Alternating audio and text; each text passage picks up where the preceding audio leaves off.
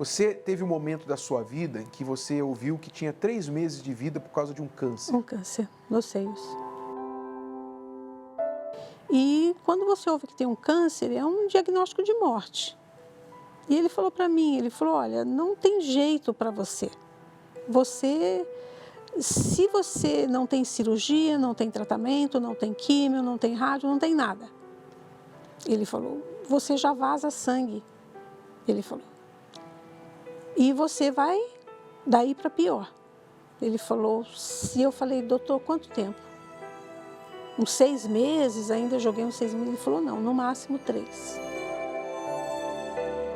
E ele falou, olha, quando um câncer já está nesse estágio, já não tem mais o que fazer. E aquilo, eu saí do consultório pensando, né, o que eu faço agora? Porque a minha preocupação maior era a minha filha, né? Eu falei, e como na nossa casa todo mundo era doente, todo mundo. Minha mãe era doente, meu padrasto era doente. A minha filha também, nada, desde que nasceu, tinha um problema seríssimo na coluna, né? E eu falei, quem vai cuidar dela? Minha sogra ou padrinhos, né? E eu saí dali e eu fui direto para a igreja católica, né? Eu era católica, também era espírita. E eu fui conversar com o padre. Aí eu olhei bem para ele, aí eu falei, ó, a minha situação é essa, assim, assim, assim, assim.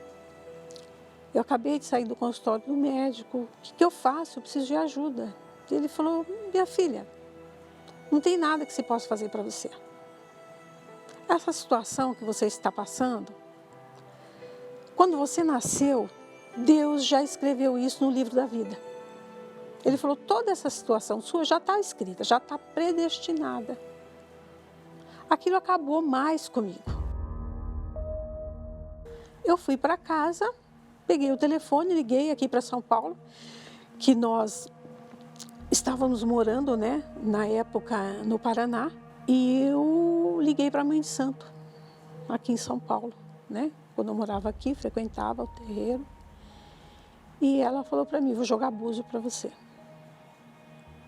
Aí logo depois me ligou chorando, falou, ó, não há nada que se possa fazer por você. Desenganada pela Mãe de Santo. Pela Mãe de Santo. Ela falou, Tava ruim a coisa para você. Tava ruim. Tava ruim mesmo. Tava péssima. Tava péssima. Ela falou, olha, você tem que vir para cá, fazer um trabalho, para ver se os santos, os orixás, têm misericórdia da sua vida. Então aquilo eu fiquei assim, aí a depressão só aumentou, a ponto de eu passar.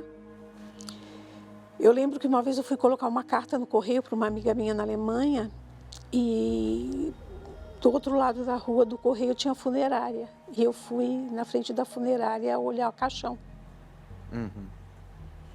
E aquilo só foi aumentando, eu não sabia o que fazer, a depressão só piorando. E eu pensava até em tirar minha vida, né? Eu pensei, eu vou fazer um seguro de vida para deixar para minha filha, um seguro bem alto, e depois eu tiro a minha vida. E eu não dormia, eu tinha dor de cabeça crônica, né? Enxaqueca crônica diagnosticada pelo médico, eu tinha um começo de úlcera, porque eu tomava muito remédio. Era muito remédio que eu tomava. Minha dor de cabeça tinha hora fixa para começar, todo dia 3 horas da tarde. Então, eu tinha conta na farmácia, nós comprávamos tanto remédio para a família toda, que íamos pagando a farmácia conforme dava. Todo mês pagava um pouquinho, juntava mais um pouco, pagava outro. E eu tinha muitos pesadelos, e eu era muito assim, espiritualmente muito perseguida. E eu estava já 3 dias sem tomar banho, sem nem pentear o cabelo. E numa dessas noites, sem dormir, de sexta para sábado, eu acordei na madrugada com dor de cabeça, fui procurar um remédio, não tinha. Aí eu liguei a TV. Quando eu liguei a TV, estava rodando. Aí eu vi uma pessoa falando, Jesus me curou de um câncer. Eu estava assim, assim, assim. E aquele testemunho me chamou a atenção. Aí eu vi que era um programa da Igreja Universal. E aquele testemunho ali, eu sentei e ela foi falando e eu fui prestando atenção. E minha mãe, o que você está assistindo aí? Eu falei, a programação da Igreja Universal. Mas justo dessa igreja, né? E aí eu sei que o bispo falou, pega um copo com água que agora eu vou fazer uma oração. Né? E aquilo tudo que foi falado mexeu muito comigo, né? De uma maneira que nas outras igrejas que eu já havia estado, frequentado e que frequentava, não havia falado comigo forte daquela maneira. E eu peguei o copo com água, eu corri na cozinha, eu não bebia água, eu bebia só golinhos de água. Comer, eu não comia, né? Era pouquíssima comida, porque senão eu colocava tudo para fora. E eu fui, peguei um copo com água grande, o bispo falou, olha, eu vou consagrar essa água. Ele falou, olha, se você pode, dobra os joelhos no chão. Se ajoelha, ele falou, vou colocar minha mão aqui na TV, coloca a sua mão direita aqui junto com a minha. E vamos fazer uma oração. Eu falei, pensei comigo, eu falei, eu não sei orar, como é que eu vou falar com Deus se eu não sei orar? Eu sabia rezar, né? Orar eu não sabia. Mas você seguiu a direção na hora do programa. Eu segui a direção. O que aconteceu quando você bebeu aquela água? Olha, bispo, quando eu bebi a água, a minha mãe ainda estava perto, ela falou, você vai vomitar. Eu bebi o copo todinho de água. Na hora, eu havia até esquecido da minha dor de cabeça, eu já não tinha mais dor de cabeça. E ele falou, olha, faz o que você não podia fazer, né? Ele falou, se você não podia andar, anda, se não podia correr, corra, se não podia comer, encomende uma feijoada. Eu na hora pensei no macarrão. Pensei no macarrão, eu corri na geladeira, tirei carne moída, peguei o pacote de macarrão, fiz um molho, cozinhei o macarrão e comi na panela mesmo.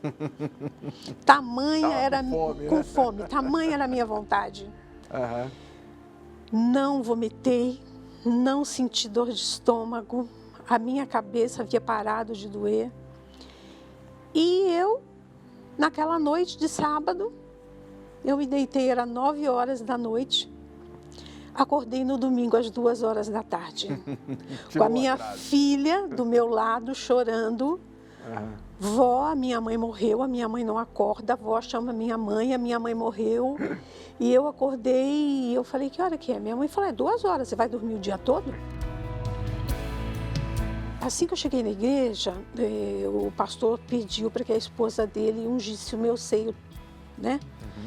Então, como eu tinha que sair de uma cidade para ir na outra, porque não havia igreja ainda na cidade que eu estava, então eu ia, né? Tinha um ônibus que levava os estudantes para a faculdade e nós íamos, eu e minha filha, nesse ônibus e todos os dias ela ungia o meu seio e orava. E o pastor falou para mim, ele falou, olha, pede o que você quiser para Deus e faça um sacrifício.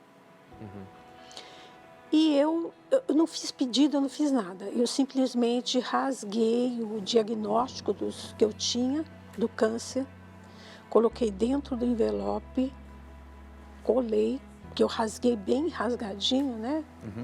E colei, e coloquei o meu sacrifício dentro, e foi aquilo. Eu falei, Senhor, eu quero ter vida. E Deus atendeu a senhora? Atendeu. A senhora está curada? Nunca mais teve o problema? Nunca mais. Não precisou cirurgia? Não, nada. Aquilo, o meu seio, o sangue já era aquele misturado com pus, né? Aquilo foi secando, meu seio foi desinchando, ele era muito inchado, muito vermelho, né? Aquilo foi secando, foi desinchando e foi melhorando, melhorando. Quando eu dei por mim, já não tinha mais nada. E eu voltei no médico meses depois. Ele olhou para mim, ele falou, achei que você tinha morrido. Aí eu falei, não, estou viva. Ele falou, mas o que você fez? Eu falei, eu não fiz nada, Deus fez por mim. Graças a Deus. Graças a Deus. O farmacêutico, um tempo depois, nós tínhamos conta na farmácia, né? Aí o farmacêutico viu minha mãe passando para ir ao mercado, correu, Dona Maria, o que aconteceu? Minha mãe falou, não, nada. Não, mas a senhora sumiu da farmácia, já a Ilza, nunca mais apareceram aqui. Acharam uma farmácia com desconto melhor? Eu cubro. Não, por favor, porque era muito remédio que nós comprávamos. Ficou liberto. Liberta, e aí minha mãe falou, não, nós estamos frequentando uma igreja, hoje, graças a Deus, em casa, todo mundo foi curado.